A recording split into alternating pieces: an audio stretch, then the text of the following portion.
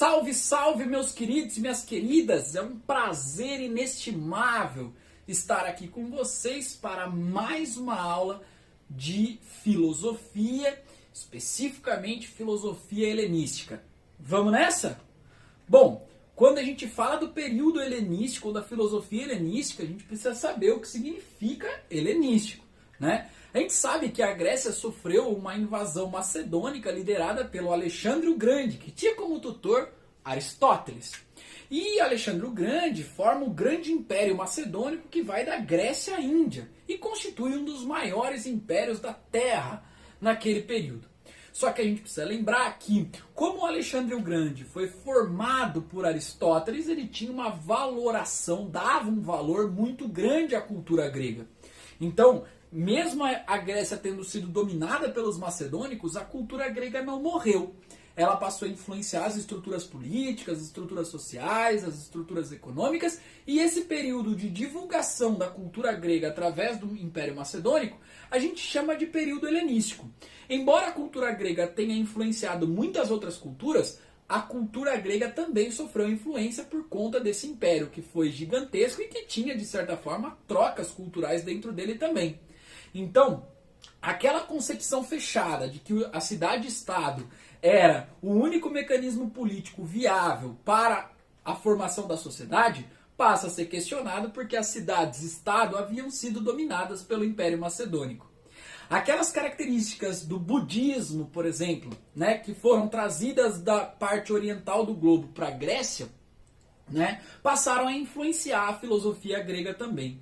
Então nós vamos ter a influência do esoterismo e nós vamos ter uma nova compreensão para encarar a realidade. É claro que a teoria de Aristóteles e Platão não vão sumir do mapa. Elas vão continuar existindo, mas novos elementos, sobretudo de outras civilizações, vão ser incorporadas na sua filosofia e, consequentemente, essa nova filosofia, que tem uma função especificamente prática, que eles estão preocupados com a filosofia prática, né, vai criar uma nova escola na Grécia Antiga. Tá? Na Grécia Antiga, que vai também ser levada para a Roma Antiga. E, fundamentalmente, essas escolas novas que surgem no período helenístico, elas estão preocupadas com um fundamento, já que é prático. Qual é? Encontrar uma maneira prática das pessoas conseguiram chegar à felicidade. Tá? Lembrando, é claro, que como essa filosofia é uma filosofia prática e busca a felicidade, ela vai ser amplamente divulgada na contemporaneidade, né? Visto que nós vivemos uma sociedade angustiada, uma sociedade ansiosa, uma sociedade que muitas vezes traz a ruína do próprio ser humano. Muitos seres humanos vão tentar resgatar no nosso período histórico, né, resgatar em outros períodos históricos filosofia que possa confortar a sua própria existência. E esse resgate se dá, sobretudo, ao período helenístico. Então vamos aprender um pouquinho sobre 3 escolas fundamentais do período helenístico. A primeira escola é o epicurismo. O grande intelectual foi Epicuro de Samos. Ele fundou a escola chamada Escola Jardim. Ou seja, assim como Platão tinha academia, Aristóteles o liceu, né, o Epicuro vai ter a escola Jardim, que priorizava uma vivência em coletividade. Fez uma filosofia pautada na teologia, pautada na física, e foi muito influenciada pela filosofia de Demócrito, né, que defendia ali a atomização das coisas. E, consequentemente, o Epicuro defendia que a existência e o surgimento do mundo se deu através da colisão de átomos, né? E, consequentemente, também tudo passou a ser formado de átomos para o Epicuro, desde a colisão do mundo até o nosso corpo, como a nossa alma. Então, para o Epicuro, o que existe, na verdade? O nosso corpo ele é formado por átomos e a nossa alma é formada por átomos também. E quando a gente morre, né, nosso corpo e a nossa alma morrem também, né? Então aí tem uma antitese do pensamento platônico, beleza? Bom, para eles, tudo está sujeito à mudança porque tudo é feito de átomo, inclusive os deuses. Só que os deuses vivem em lugares tranquilos, onde não tem tanta colisão de átomos. E se não tem tanta colisão de átomos, eles não são destruídos. Vale lembrar que os gregos acreditam na imortalidade dos deuses. tá? Então, qual é a grande filosofia do Epicuro, né, do epicurismo? De que a morte é inevitável. Se ela é inevitável, a gente tem que deixar de temer. Principalmente se a gente deixar de temer essa morte, a gente pode fazer escolhas mais precisas e escolhas melhores, sem a angústia de que o que a gente executar, né, nós influenciaremos na nossa vida após a morte. Tá? Então, fundamentalmente, se a gente vai tirar uma grande responsabilidade das nossas escolhas, principalmente porque a gente não está temendo mais a morte, nós vamos sempre buscar agora o prazer, porque a nossa felicidade está no prazer. A vida feliz é ter aumento de prazer. Ou seja, ele faz uma comparação de que o prazer é a felicidade, a dor é a tristeza. Então, quanto mais nos aproximarmos da felicidade, né, mais buscaremos o prazer para tentar compreender essa vida feliz. Essa filosofia do Epicuro é uma filosofia que a gente chama de caráter hedonista, que busca viver apenas os prazeres. Mas calma lá, você já deve estar assim, nossa, Cláudio, então o prazer seria o luxo, a riqueza? Não era o método que era praticado dentro da escola dele, que era a escola Jardim, né? O luxo, a riqueza, a comilança, por exemplo, né, o prazer baseado na comida, para o Epicuro são vícios que acabam tornando cada vez mais influenciadores da perspectiva humana. Então são vícios que vão desencadear vícios maiores e que na verdade não são prazeres que não vão ser saciados nunca. Então nós temos que buscar prazeres mais momentâneos, prazeres que estão nas coisas mais simples da vida, como a amizade, como a gentileza e com a moderação, certo? Então é nessa perspectiva, fazendo escolhas, não temendo a morte, que os indivíduos poderão ter uma vida mais tranquila. Então, o hedonismo fundamental desse período aqui vai ser, obviamente, a influência para o renascimento cultural lá na Idade Média.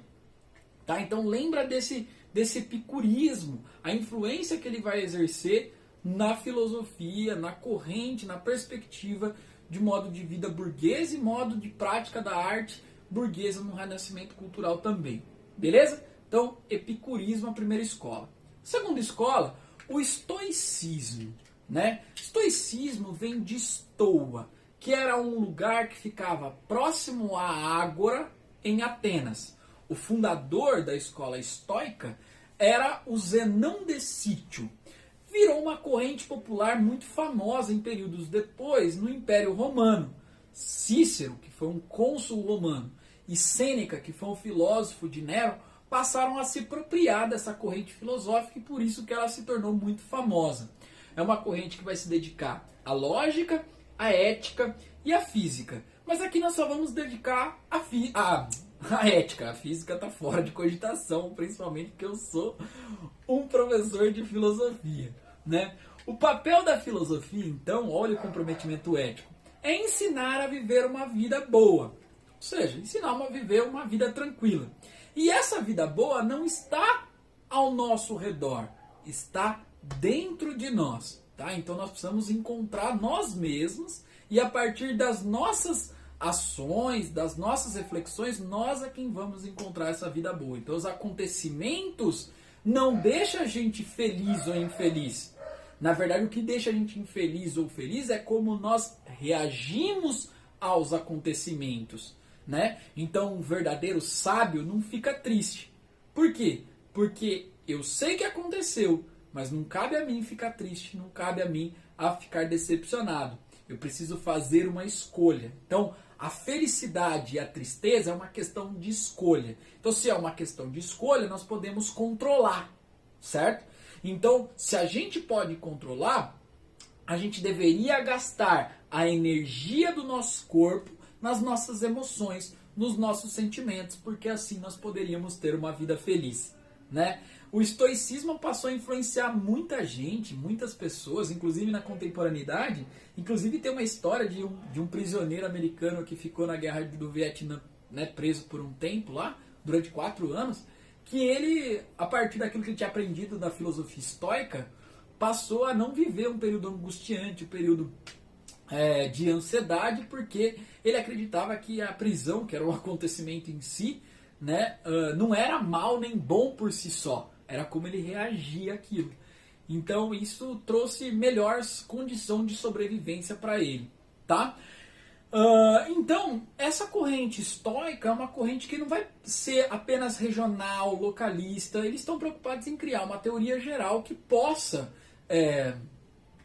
influenciar toda a sociedade e que possa ser utilizada para todas e todas, certo? Então, o foco da corrente estoica é na escolha da felicidade, como nós vamos reagir a esses acontecimentos, beleza? E a terceira corrente aí, né, que é muito importante também, que é o ceticismo. Hoje o senso comum diz pra gente que o ceticismo é aquela pessoa que é muito desconfiada, que não acredita em nada, né? Tem bastante coisa a ver, a gente vai entender por quê. Né? O intelectual que nós temos aí é o Pirro de Elis, que viveu em Atenas no século III a.C. e que foi acabou influenciando bastante também personagens da Roma Antiga. Tá? E aí, para ele, as coisas elas são aparentes apenas, elas não têm essência. Né? A gente não pode saber a essência. Né? Então ele dá uma questionada no Platão também, porque não tem como a gente atingir a essência das coisas. Então se a gente não consegue atingir a essência não faz parte... Desculpa, a aparência não faz parte da realidade.